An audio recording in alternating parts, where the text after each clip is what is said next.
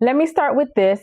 If you don't have a clear expectation on your team, you don't have a leadership problem, you have a discipline problem.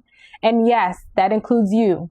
Hi, I'm Jennifer, and today we're talking about gaining respect and setting clear expectations straight out of my book, The Disciplined Leader. And if you guys haven't gotten this yet, honestly, you're just wasting time. Not because I need a sale, but because everything I teach is built on structure, discipline, and repeatable fundamentals.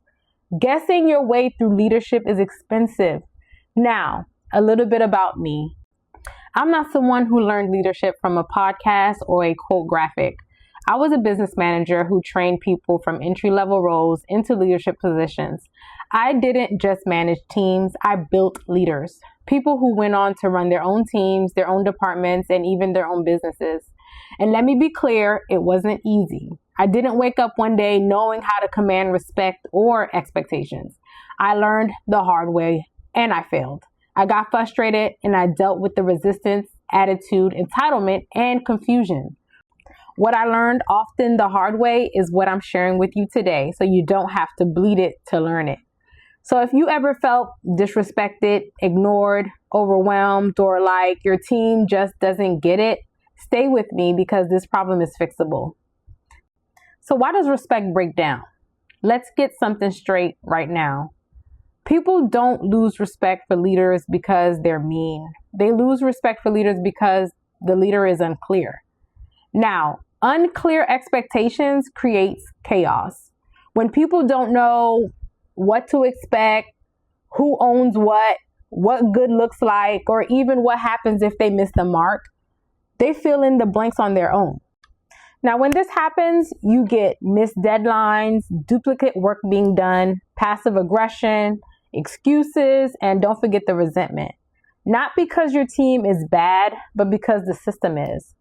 Now, here's the truth. Most leaders don't want you to hear. If your team is confused, it's not their fault. It's yours. Leadership is not about being liked. Leadership is about being clear, consistent, and disciplined. Respect doesn't come from authority. Respect comes from structure. Now, to my first point, it's about setting clear expectations. Building a high-performing team is not about talent alone. You can hire the smartest people in the room and still fail if you don't set expectations. What are clear expectations? This means people know what they own, people know how success is measured, and people know how their work connects to the bigger goal. Without that, even great employees will underperform. This starts with roles, not vibes, not help where needed, and not where we all pitch in. Roles. Every role needs to answer these three questions. What am I responsible for? How will my performance be measured? And how does my role help the team win? There is where the job description matters. And let me be blunt, most job descriptions are trash. They list tasks, not purpose. A real job explains why the role exists, what success looks like, and how this role impacts the results. Now, for example, let's say you have a social media manager. A weak description says, post on social media. That's lazy leadership. Now, a strong description says, your role is to increase brand awareness and leads. You are responsible for posting 5 times a week, targeting our ideal audience, and tracking engagement and conversion rates. Success is measured by growth, engagement, and leads generated. See the difference? One creates confusion, the other creates ownership. Moving on to my second point, ongoing communication and feedback. Now, listen carefully. Expectations are not a one-time conversation. You don't say it once and then disappear. Clear leaders check in. That doesn't mean micromanaging. It means alignment. Regular feedback sounds like, here's what you're doing well. Here's where we're off track. Here's how we're going to fix it. Not emotions, not guessing, just the facts. Now, when I managed my teams, I didn't wait until something blew up. I checked progress early, I corrected fast, and I coached often. Why? Because discipline up front prevents drama later. Feedback is not punishment, it's guidance. And leaders who avoid feedback lose respect fast because silence feels like neglect. My next topic is goals. If your goals are vague, your results will be weak. Do better is not a goal. Try harder is not a strategy. Strong leaders use SMART goals. What does that mean? Specific, measurable, achievable, relevant, and time-bound.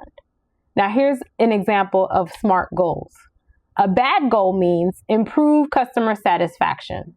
A good goal, increase customer satisfaction by 15% in the next quarter by using customer feedback surveys and new training programs. The goal tells people what to do, how it's measured, when it's due. When people know the target, they stop guessing, and guessing kills performance. Here's something disciplined leaders do that weak leaders ignore. Visual structure. People need to see the work. So tools that I usually use, Kanban boards, task lists, timelines. These help people understand what's priority, who owns what, and what's next. This isn't about control, it's just about clarity. When people see how their work fits into the whole, they work smarter. And yes, this matters, even more than remote teams. Out of sight should never mean out of alignment. So let's talk about the juicy part of this. Handling different personalities. Let's talk about the reality of the situation. Not everyone communicates the same way. We have different generations, different backgrounds, and even different styles of work. A disciplined leader adjusts without lowering standards. That means clear written expectations, verbal check-ins, and digital tools for follow-ups. Here's what weak leaders get wrong. They talk to everyone the same and then get confused when half the room shuts down. If you're dealing with different personalities, your tone matters more than your title. Always. Respect isn't about sounding soft. It's about sounding intentional. You don't talk down to people. You don't flex your knowledge. You meet people where they're at in their learning and growth, not where your ego says they should already be. Because here's the part nobody likes to hear. People don't judge your leadership by what you know. They judge it by how you make them feel when they're still learning. Now, let's be clear. Using a respectful tone does not guarantee respect. Anyone telling you that is lying to you. Some people are insecure, some are defensive, and some are just difficult by default. You can't control that.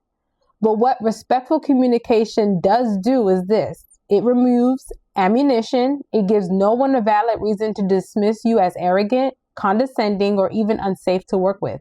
When you adjust your communication style, you're not just lowering your standards, you're raising your influence. You're showing emotional intelligence, self-control, and leadership maturity. And over time, that's what people remember. Not how sharp your feedback was, but how fair, grounded, and intentional you were when you were delivering it. That's how real leaders are built.